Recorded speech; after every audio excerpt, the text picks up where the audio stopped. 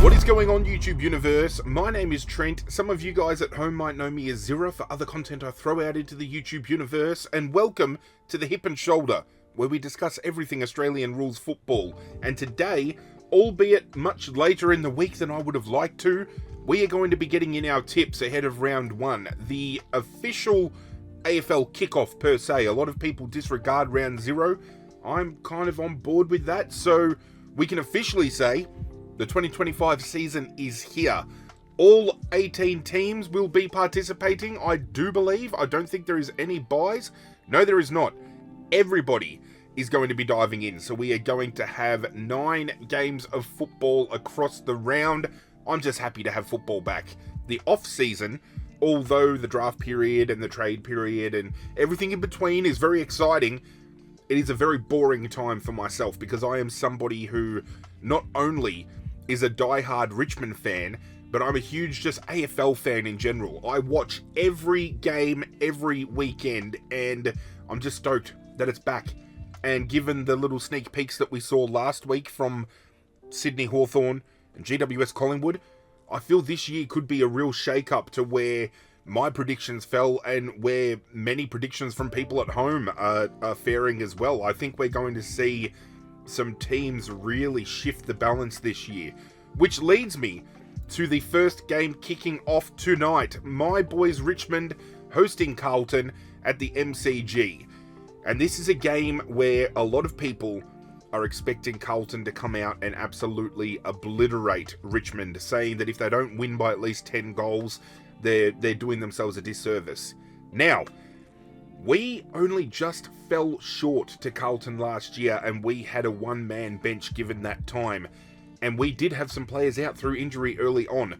I'm actually going to be backing Richmond to get up and win this game, as crazy as it sounds. I've had a gut feeling all week that because Richmond's backs are against the wall, nobody is expecting them to do anything. They're going to rock up. They're going to have some impact. And it's all around the fact that Richmond are going to be a big unknown this year to many teams because we've lost all of our better players. We've got some still left, but the players that are synonymous with impact, Shea Bolton, Liam Baker, Daniel Rioli, Dustin Martin retires, Dylan Grimes retires, Pickett even had his moments throughout his short-lived time with us. It is going to be interesting to see these young kids step up, and I feel that Armstrong, Trainer, and Lawler, the 3 that are debuting this weekend, they're going to take opportunity by the horns, and I'm very keen just to see the growth of Richmond moving forward.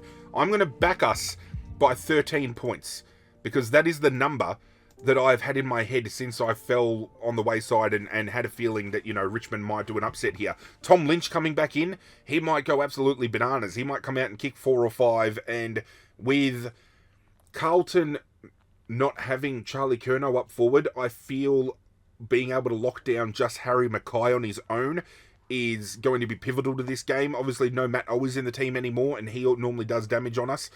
Paddy Cripps and Sam Walsh probably go absolutely bananas in the midfield in this game, but I'm backing Dan Curvis to absolutely towel up Tom De Koning. So, it's going to be an interesting game. I'm going to watch it from start to finish, regardless of how the scoreline is falling, but I'm hoping it falls the way of Richmond.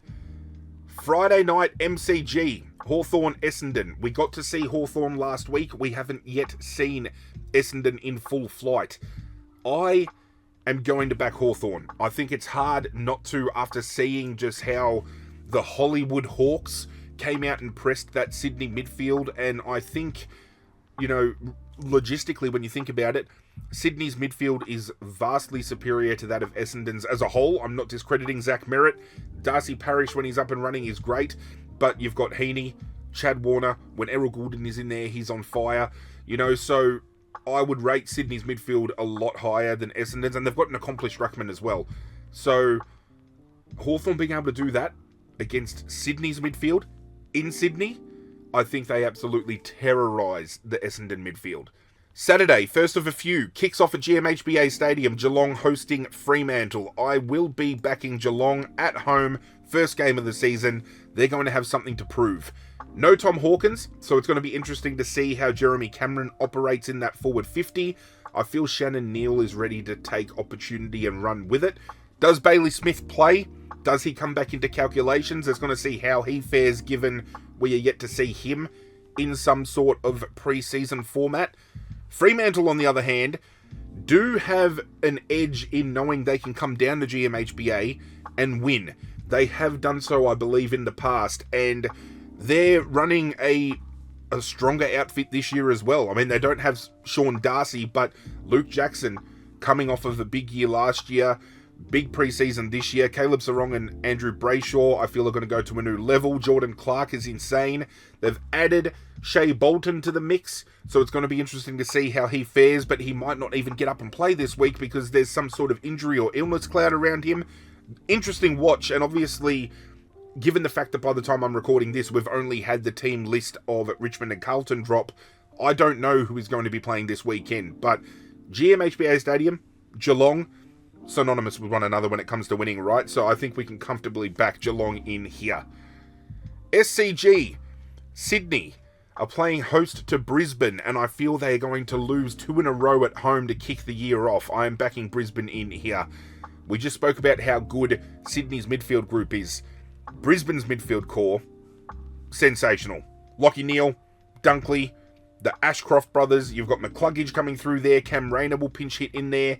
The big variable here is I feel Sydney are going to feel the loss of Errol Goulden way too much early this season.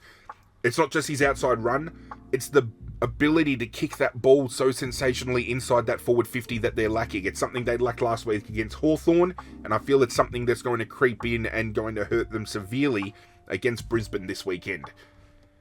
Saturday night, one of 2 games going down. One is at Marvel Stadium, and it is the Bulldogs hosting North Melbourne.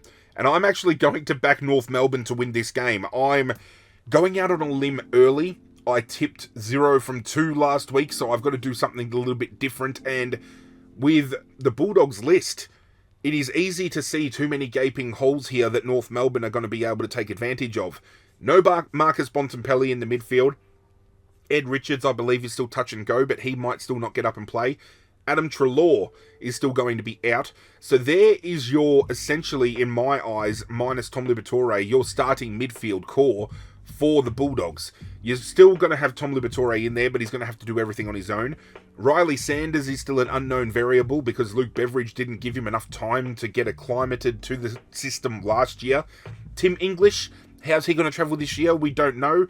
No Jamara Ugle-Hagan up forward, which means we're going to have to see Aaron Norton kind of do the brunt of it on his own. Is Sam Darcy ready to step up and be that man that everybody is expecting him to be? On the flip side, North Melbourne going into this with not much expectation, but given the trade-ins that they had during the off-season with Jack Darling, Luke Parker, Caleb Daniel, they've brought in a lot of senior talent and leadership, and I feel, combined with the young talent they've got, North Melbourne are going to pick up a scalp early in the season, and this is going to be it. I feel they're going to really kick their campaign off strong for 2025.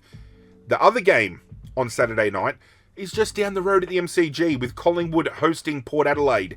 Again, very interesting watch for Port Adelaide here. I said it in my preseason predictions about Charlie Dixon, I feel, being a bigger loss for them than they realise. I mean, bit inaccurate in front of goal, but he had a great set of hands. He was always their go-to target. They're now going to have to rely on Mitch Georgiades and Todd Marshall. Maybe Jack Lukosius is the man coming from Gold Coast. Finlayson now playing a more defensive half-back kind of role, so it's going to be interesting to see how he's integrated into the team. Connor Rozee, does he play this week? We know Zach Butters isn't going to be, so their midfield taking a big hit. Flip that around. Collingwood were absolutely dismantled by GWS last week, and I feel they're going to come back in front of a home crowd really invigorated to bounce back and get a win. Dan Houston playing his first game as a Magpie against his old team. He's going to want to stand up tall. Going to be interesting to see how the back half for Collingwood operates with Houston on one half-back flank, Josh Dacos on the other. The crampy man himself, Nick Dacos, has apparently been cleared of any injury. He's going to want to come out firing. Willem Drew probably comes out this week and tags him. So if Port Adelaide had any chance to win this game, Willem Drew has to go huge against Nick Dacos, but I'm going to back in Collingwood just to get the job done Saturday night. The first of 3 on Sunday. Adelaide hosting St Kilda. I think it's pretty straightforward. We go with Adelaide here. No Max King to start the year off for St Kilda. I believe they have lost Tim Membry, so 2 of their go-to targets in the forward line are missing, and it's going to be interesting to see how these young kids now coming in the circulation kind of fit. It's going to be great to see Jack McRae getting proper midfield minutes as well and returning back to his best.